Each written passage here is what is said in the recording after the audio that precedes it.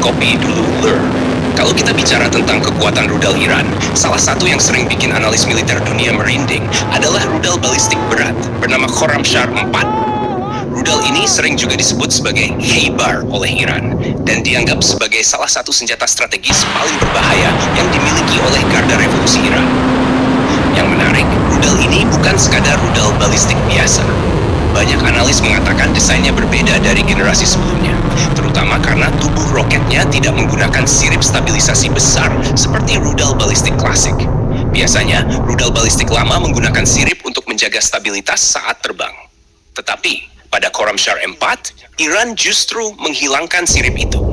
Sebagai gantinya, rudal ini menggunakan sistem kontrol yang disebut TVC atau Thrust Vector Control. Sistem ini mengarahkan semburan mesin roket untuk mengendalikan arah rudal.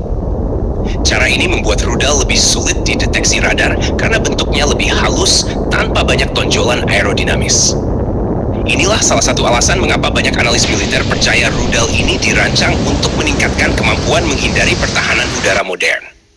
Selain desain tubuhnya yang unik, bagian mesin juga menjadi perhatian besar. Khorramshahr 4 menggunakan mesin roket bernama Arfand Engine. Mesin ini menggunakan bahan bakar cair jenis hipergolik. Bahan bakar hipergolik adalah bahan bakar yang bisa langsung menyala ketika bertemu oksidatornya tanpa perlu sistem penyalaan tambahan.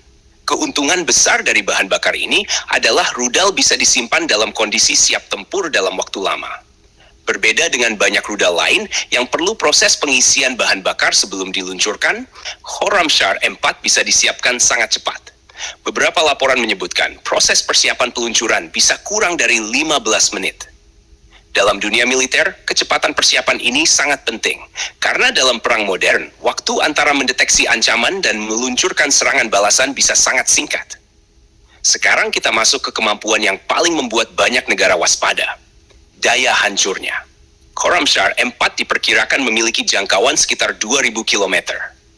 Dengan jarak ini, rudal tersebut dapat menjangkau hampir seluruh kawasan Timur Tengah.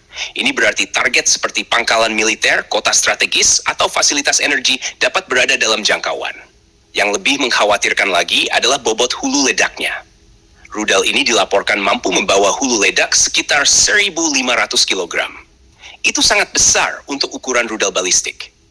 Beberapa analis bahkan menyebutkan bahwa rudal ini dapat membawa beberapa jenis hulu ledak, termasuk kemungkinan hulu ledak terpisah atau payload khusus yang dirancang untuk menembus sistem pertahanan udara. Dalam skenario konflik modern, rudal seperti ini biasanya digunakan dalam gelombang serangan bersama drone dan rudal lain. Tujuannya adalah membanjiri sistem pertahanan udara lawan. Misalnya, jika ratusan drone murah diluncurkan terlebih dahulu untuk memancing radar dan rudal pencegat, lalu disusul rudal balistik berat seperti Khorramshahr 4 yang meluncur dengan kecepatan hipersonik saat fase terminal.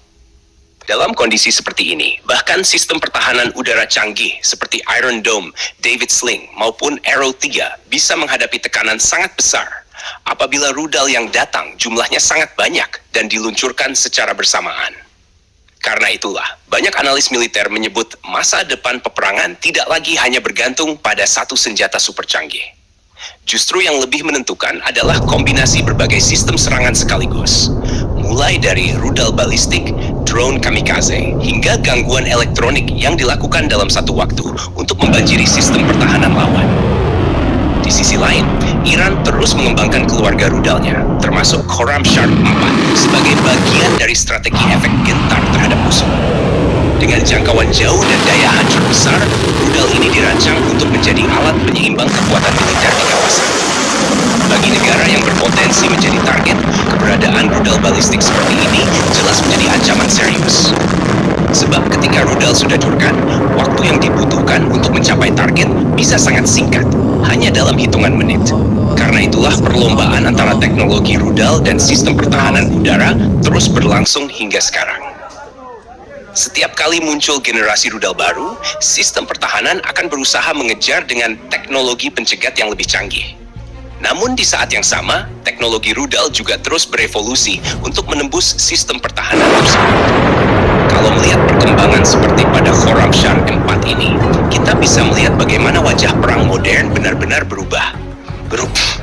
Tidak lagi hanya mengandalkan pesawat tempur atau kapal perang yang besar, tetapi juga senjata strategis yang bisa diluncurkan dari jarak ribuan kilometer.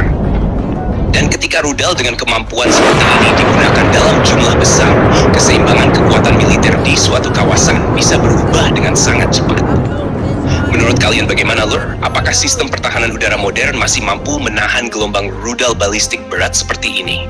Tulis pendapat kalian di kolom komentar, Lur. Dan jangan lupa subscribe, like, dan komen di bawah sambil ngopi.